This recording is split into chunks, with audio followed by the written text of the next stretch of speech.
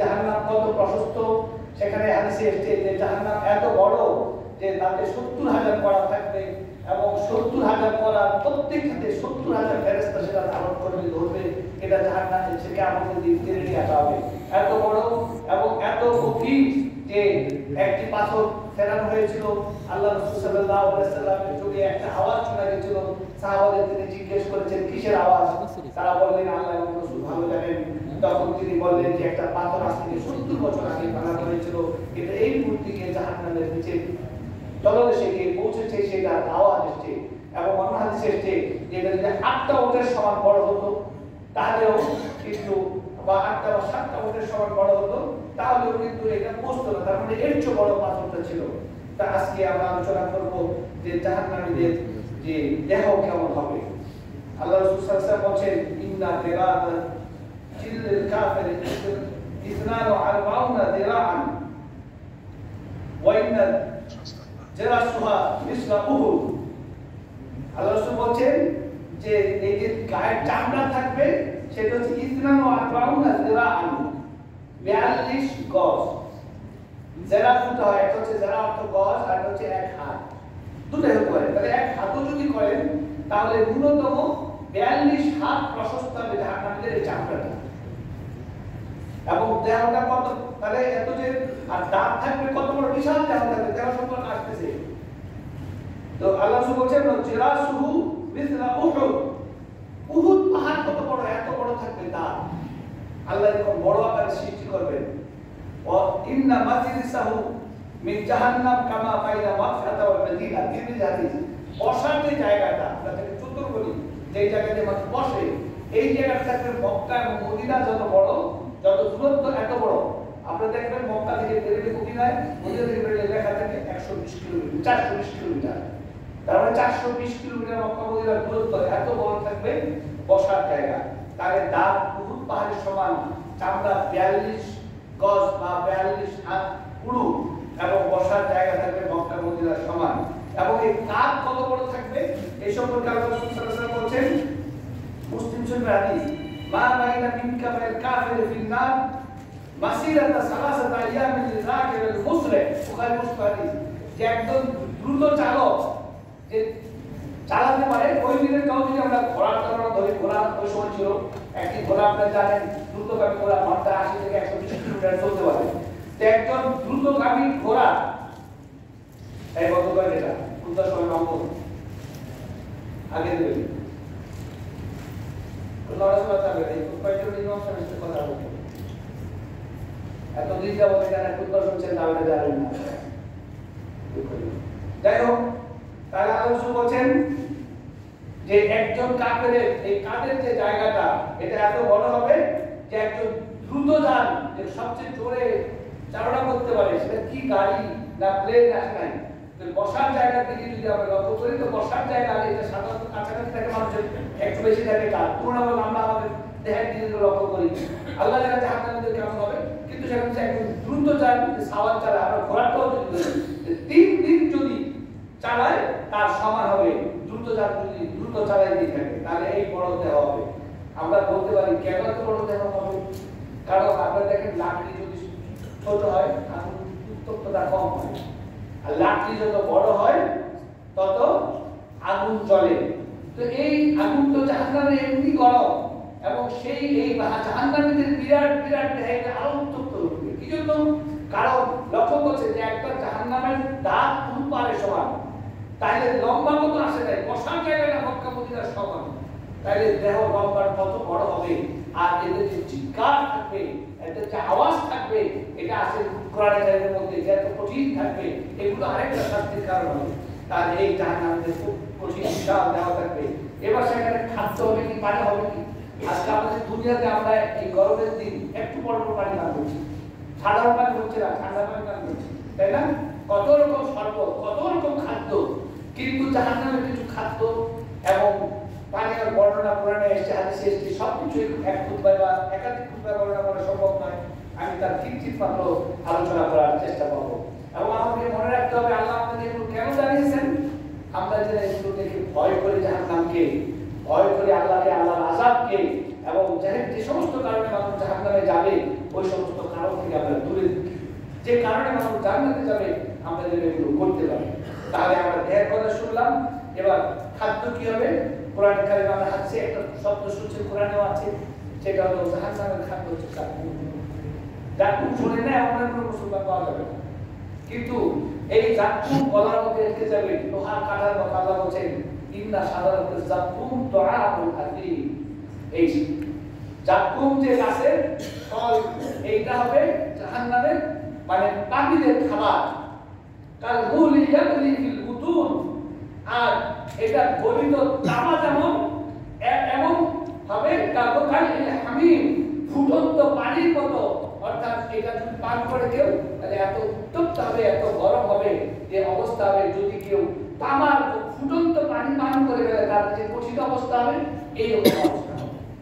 এবং আল্লাহ বলছেন ফালাইসা লাহুল ইয়াওমা হাহুনা হামিম, এখানে আজকে পাপীদের জন্য কোনো অন্তরঙ্গ বন্ধু থাকবে না। ওয়ালা তুআমু ইল্লা বিল মিসলিন, এবং কোনো খাদ্য থাকবে না। এখানে বলছেন যে ওই মানুষের বিশৃঙ্খলার মতো পুষ্টি। এবং হাদিসে আছে যারা একেবারে সব সময় মদ্যপান করে তাদেরকে ওই জাহান্নামের নিম্নে যে পুষ্টি থাকে সেগুলো তাদেরকে পান করানো, জাহান্নামের দেহ বলে। তাহলে এই পুঁজ, এই জাকুম, এগুলো হবে খাদ্য পানীয়। এবং আল্লাহ বলছেন লাইসা লাহুম তুআমুন ইল্লা মিন দারিক। এই সূরা জুমার সূরা কাশিয়াতে আপনারা প্রায় শুনে আয়াতটি, যে সেদিন জাহান্নামের কোনো খাদ্য থাকবে না ইল্লা মিন দারিক। এটা হচ্ছে জাহান্নামের একটা গাছ, এবং ইবনে আব্বাস বলছেন এটা হচ্ছে কাঁটাযুক্ত একটি গাছ। এটা খেলে কি হবে? লা ইয়াসমিনু ওয়ালা ইউগনি মিন জু। এটা খাদ্য ক্ষুধাও দূর করবে না, এবং তার শরীরকে মোটা তাজাও করবে না, কোনো উপকার আসবে না, কষ্ট পাবে।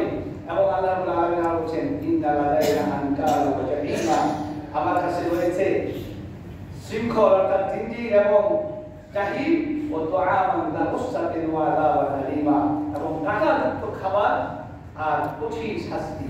তাহলে জাহান্নামের যে খাদ্য, এটা আমরা সংক্ষেপে যদি বলি তাহলে হচ্ছে জাকুম এবং অন্যান্য অতি কষ্টদায়ক খাদ্য এবং পানীয়।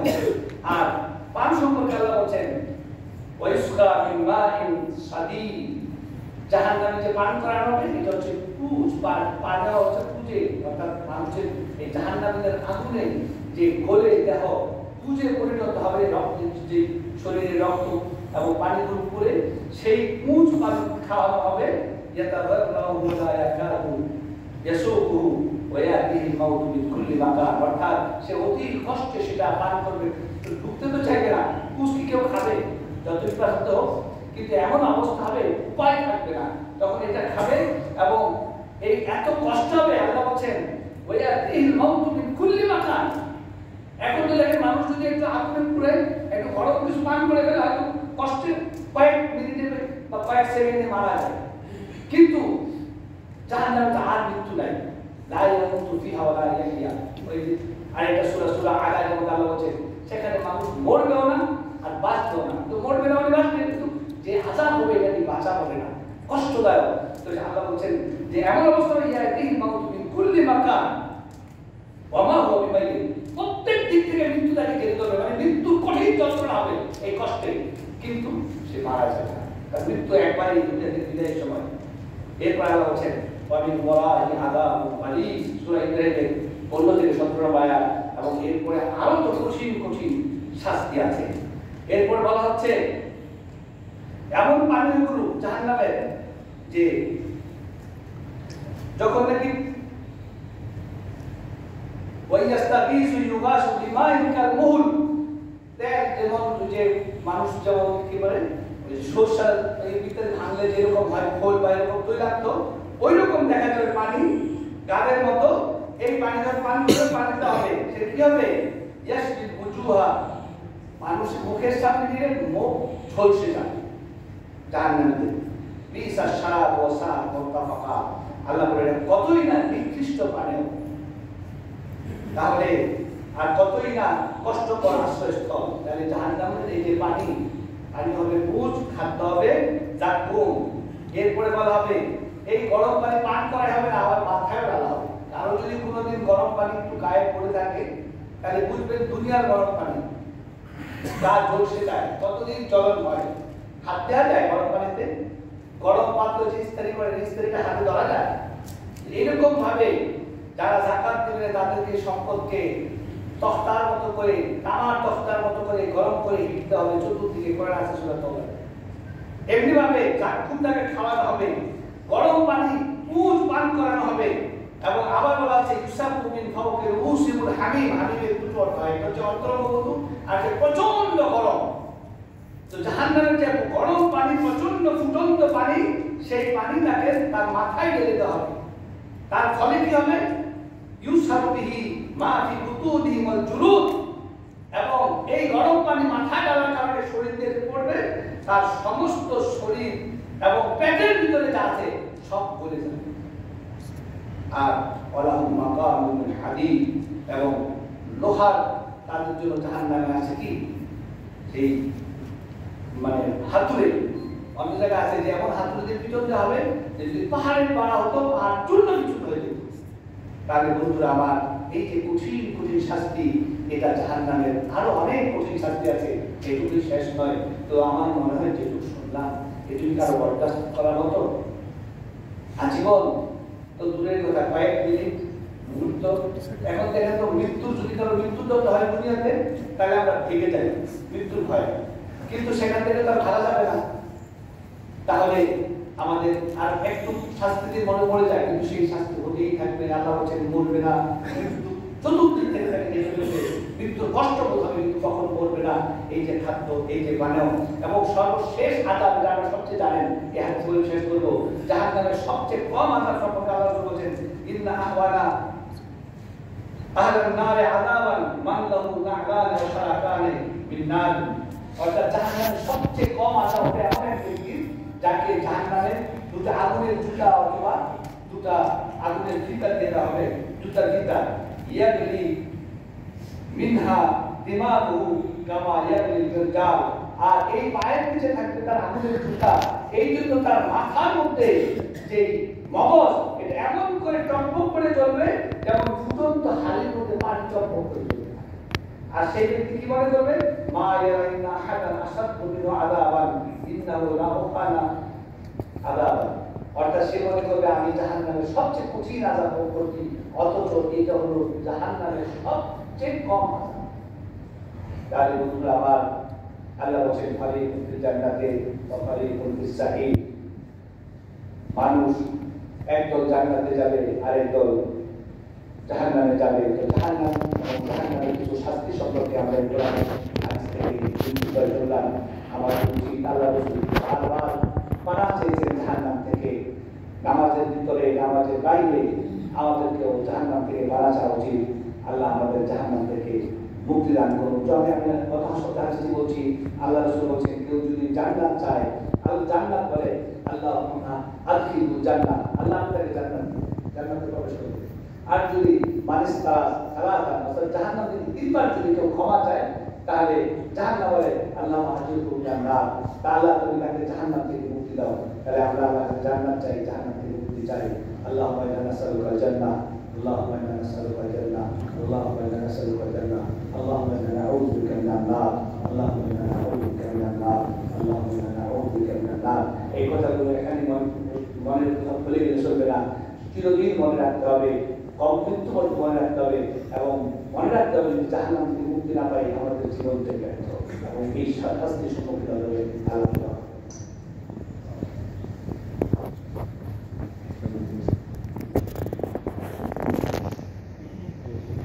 আলহামদুলিল্লাহ والصلاة والسلام على رسول الله وعلى آله وصحبه أجمعين. اللهم صل على محمد وعلى آل محمد كما صليت على إبراهيم وعلى آل إبراهيم إنك حميد مجيد. اللهم بارك على محمد وعلى آل محمد كما باركت على إبراهيم وعلى آل إبراهيم إنك حميد مجيد. اللهم أعز الإسلام والمسلمين، اللهم أعز الإسلام والمسلمين، اللهم أعز الإسلام والمسلمين. اللهم احفظ المسلمين من الاعتداء في كل مكان، اللهم احفظ المسلمين من الاعتداء في كل مكان، اللهم احفظ المسلمين من الاعتداء في كل مكان. اللهم إنا نسألك الجنة ونعوذ بك من النار، اللهم إنا نسألك الجنة ونعوذ بك من النار، اللهم إنا نسألك الجنة ونعوذ بك من النار. احسن عاقبتنا في الامور كلها اللهم احسن عاقبتنا في الامور كلها واستغفر لي واستغفر لكم فاذكروني اذكركم واشكروا لي ولا تكفرون